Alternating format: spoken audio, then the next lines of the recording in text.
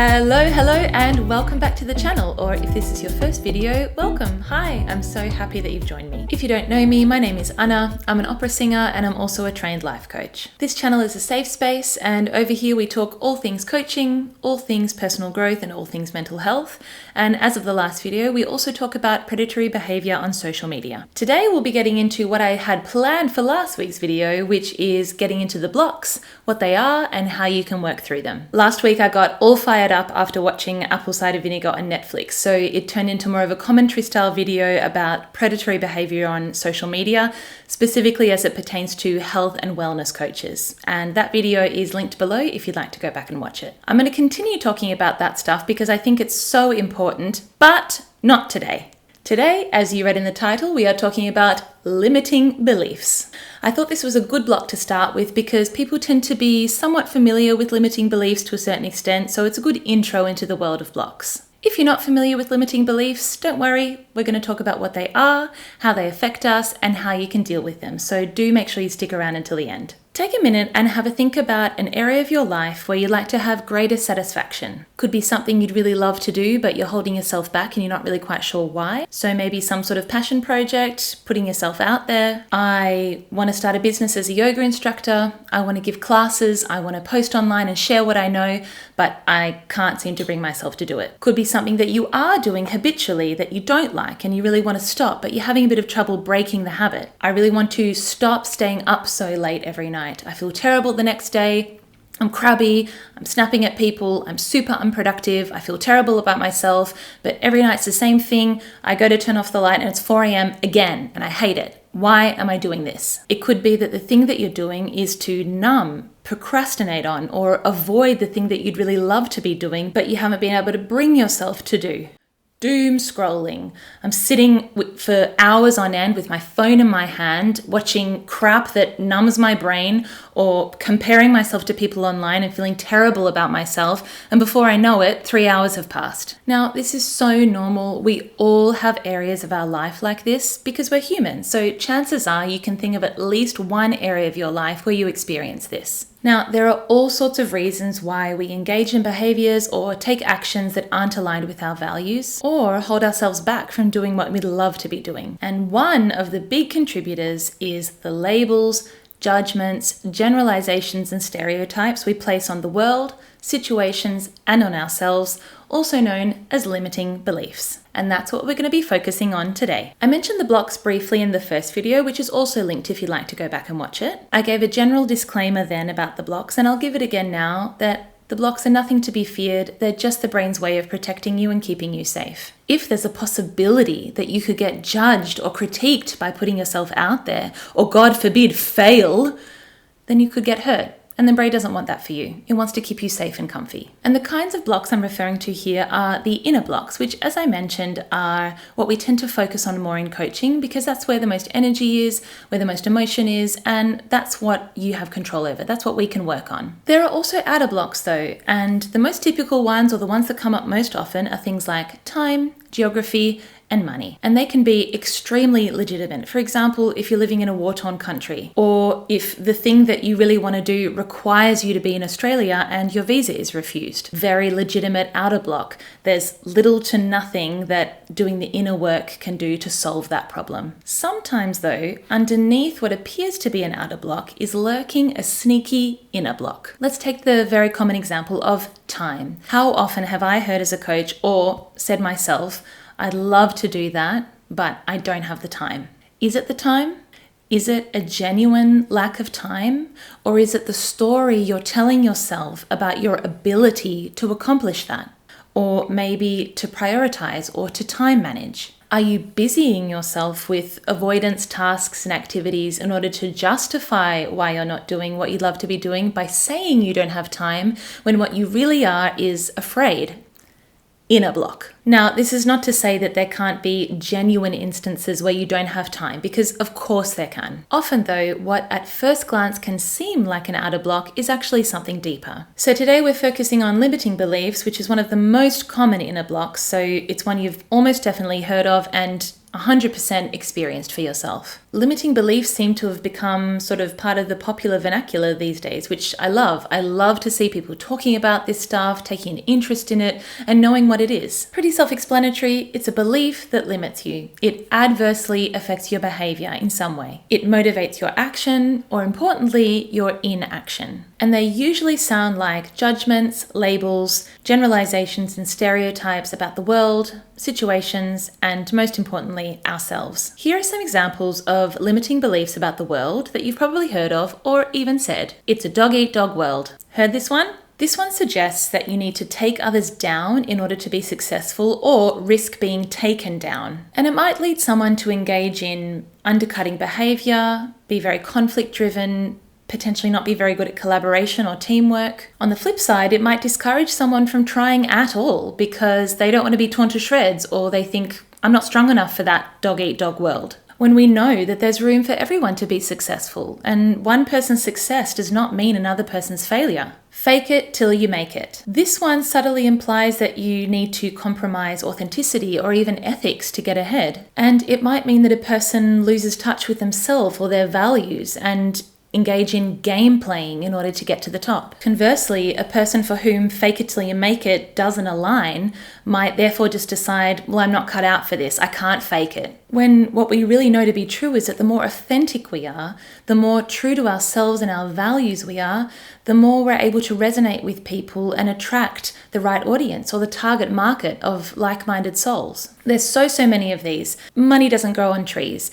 You either have it or you don't. A woman's work is never done. You get it. All of these limit either potential, authenticity, willingness to try and take risks, put yourself out there, collaboration, you name it. And these are expressions, cliches, generalizations and stereotypes that we hear so often that we don't really stop to think about them critically or stop to ask, do I really believe that? We just accept them as fact. These are limiting beliefs that we've inherited from culture. They're not ours. We didn't come up with them. We've just heard them and now we've accepted them. Other ways we can inherit limiting beliefs is from family or the people we spend most of our time with. Say, for example, that your parents experienced a hard life. They had to work their fingers to the bone day in, day out just to make ends meet. So when they're telling their life story, they might reiterate that life is hard, and you might hear this consistently from them because that's their experience. So you then unconsciously adopt the belief that life is hard. You are now primed to expect hardship and struggle.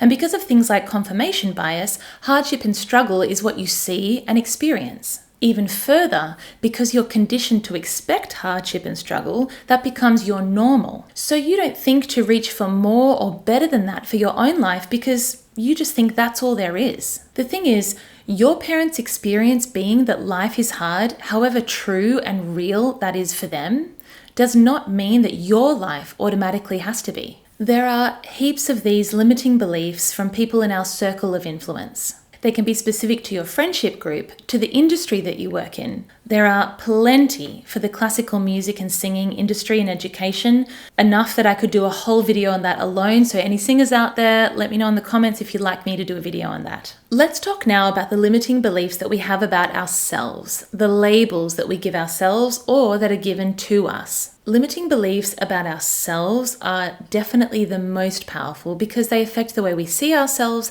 and what we think we're capable of. We're going to be told things about ourselves throughout our life by our most influential people: parents, teachers, bosses, friends, partners, etc. Opinions about who we are and what we can do. And if we hear these enough throughout our lives, or even just once from someone whose opinion we value highly enough, these labels are absorbed and become limiting beliefs about who we think we are and what we're capable of. And they form our who, our conception of ourselves. Something that was said in my training that really resonated was that many of us don't know what makes up our who because it was given to us. So these particular limiting beliefs are really quite insidious because they creep into our belief system undetected. They're not our beliefs. We didn't come up with them, but they masquerade and manifest as if they are because they influence the way we see ourselves, what we think we're capable of, and therefore influence the way we show up and the way we behave. Maybe a teacher told you that you're lazy, and this has subtly undermined your confidence your whole life and caused you to force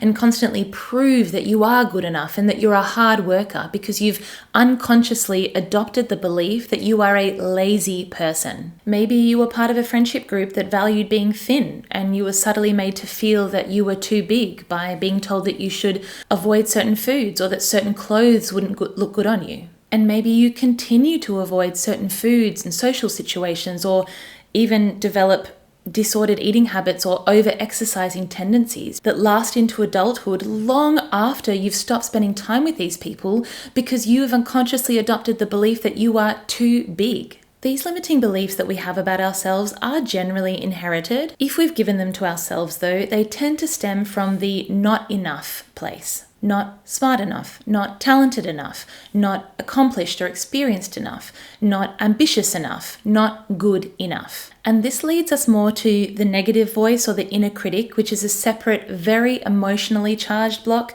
that I'll be covering in a video all on its own. These limiting beliefs bury themselves so deep within our psyche that much of the time we're not even aware that they're there, and yet they influence everything we do. So now, you know what limiting beliefs are, where they come from, how they can manifest. So how do you deal with them? Well, now we're getting to the juicy part. The best way to break through a limiting belief is to question it. Of course, this is only possible once you've identified it. So if you're not quite sure what the limiting belief is that might be getting in your way, try starting with the behavior and working your way back. Let's take an example from the beginning. Maybe there's something that you'd love to be doing, but you're holding yourself back. Maybe you're even also engaging in behavior that's out of alignment with your values as an avoidance mechanism. I'm going to use a singer example, but you can apply this to anything. I've chosen singing because that's my background, as you know, and the main way that singers tend to hold themselves back is in putting themselves out there. You're a singer. This is what you want to do with your life, or maybe you're already doing with your life. You're passionate about it, you've got big dreams of big stages, but you're not putting yourself out there. You're not sharing your singing online. You're not applying for that competition that you'd really love to do and the prize of which would be a dream come true for you. You're not getting in front of the people who could give you a job. You're not auditioning. You're not putting your hand up to sing in class at university or school, or if you're still studying at all. You're not practicing. Whatever. Maybe it's one, some, or all of the above. Consuming crap that numbs your brain, or judging and comparing yourselves to other singers online. So we question, curiously. This is not about shaming. Why? Why am I not putting myself out there? Are you comparing yourself to people online and feeling like you don't match up? Are you afraid of judgment and critique for the stage that you're at, or for the stage that you're at for your age? Have you believed the myth that it's an oversaturated market and that you don't have anything unique or special to offer? Are you afraid that you'll get rejected, that you'll mess up or fail? So you figure, what's the point? Have you been discouraged by industry professionals telling you, however well-intentioned, things like, it's a dog-eat-dog world out there, or that not everyone's cut out for this industry? Is it a not enough belief? Not talented enough? Not technically accomplished enough? What have you decided about yourself that is preventing you from moving forward? Preventing you from backing yourself 100%? Only you know what that looks and sounds like for you. But for the purposes of this example, let's go with the simple but very emotionally charged, I'm not good enough. And that'll probably have a bunch of offshoots. No one will like it. It might get 0 views. I'll get rejected, or I won't get through. I might mess up or fail. People will judge. People will hear and point out my flaws. First of all, you will never be judged by someone who's doing more than you. We've heard that one before. I think it's most commonly attributed to Denzel Washington, but I can't say for sure. Secondly, yeah, you might get rejected. You might get 0 views. You might mess it up. You might fail. So? No, really. So? Failing isn't what matters. It's not about the failing. It's what you make the failing mean about you. Do you think anyone who's done anything of significance has not at some point in their life failed in a spectacular fashion? If you don't believe me, just type into YouTube, Pavarotti cracking. You're welcome. It's not about the failing, ever. It's about whether you decide that you are a failure as a result. Without failure and rejection, without messing it up and getting back up and feedback and constructive criticism, what lessons and opportunities for growth might you be missing out on? What experiences might you be cutting yourself off from that help you to reach your full potential and become that resilient, technically accomplished, experienced singer that you dream of being? So let's come back to the limiting belief now. I'm not good enough. Again, we question, curiously, is that true? Really? Do I have any evidence to support that that's true? Is this belief mine? Where did this belief come from? Is this belief mine to carry? Do I want to continue believing this? When we question a limiting belief rather than just accepting it as fact, it loses power. And from that point, we can begin to reframe into a belief that empowers us rather than limits us. Now, a super quick reframe strategy that you can try is to just simply turn the limiting belief on its head and see if it resonates. So, I'm not good enough, flipped upside down, becomes I am good enough or I am enough. Does it resonate? Yes? Fantastic. You're done. If not quite yet, continue until it does. The most important thing is that it resonates for you, that you feel it in your body. I am a unique, imperfect, technically accomplished singer who offers the world something special. And that is enough. I don't know, whatever resonates for you. And these become even more powerful when you can find a way to connect them to your values and to your purpose. I might even cover that in another video. Let me know in the comments if you'd like me to do a video on values work and purpose work. Now you've reframed this limiting belief into one that empowers you, acknowledges you, lights you up, and moves you forward. There is room for everyone to succeed. Nobody, not nobody, offers the world what you do for the simple fact that no one else can be you. You are unique. You are special. Take that limiting belief, turn it on its head, transform it into something that lights you up and gets you to stop doom scrolling and start working towards your dreams. And now, just because you've reframed it doesn't mean that the belief is going to change overnight. You're going to have to practice embodying this new belief because it's new for you and it's new for your body. Write it on a sticky note and stick it on the mirror and repeat it to yourself every single day. Make it the background on your phone. Record a voice memo or a video and play it to yourself whenever you're having a moment. These limiting beliefs can feel so debilitating, but guess what? It's just a belief.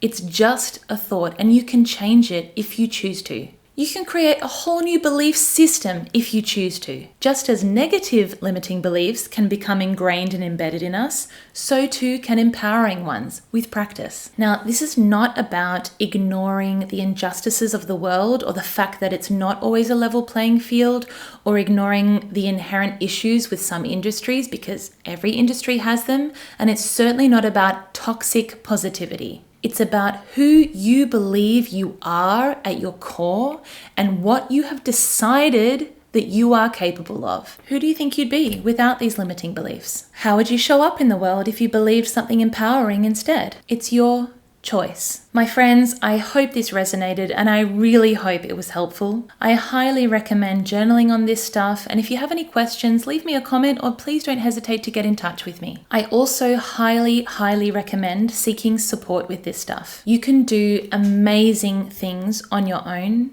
and you can do even more with a second set of ears, particularly objective ones like a coach who knows what to listen for in your language, in your tone of voice, in your body language, and is there to hold space for you and hear what you say when you don't. If you find what's holding you back isn't necessarily a limiting belief, maybe it's one of the other blocks, and I'll be covering those too. Thank you so much for joining me, and if it was your first video, welcome. I'm so happy to have you. If you like this kind of thing and you want to see more videos like this, please consider liking and subscribing, and don't forget to click the notification bell so you never miss an upload. If you have any thoughts on this video, please leave me a comment. I'd love to hear from you. If you're here, you're in a safe space, please know that I believe in you and I believe in your infinite potential to go out into the world and shine. Until next time.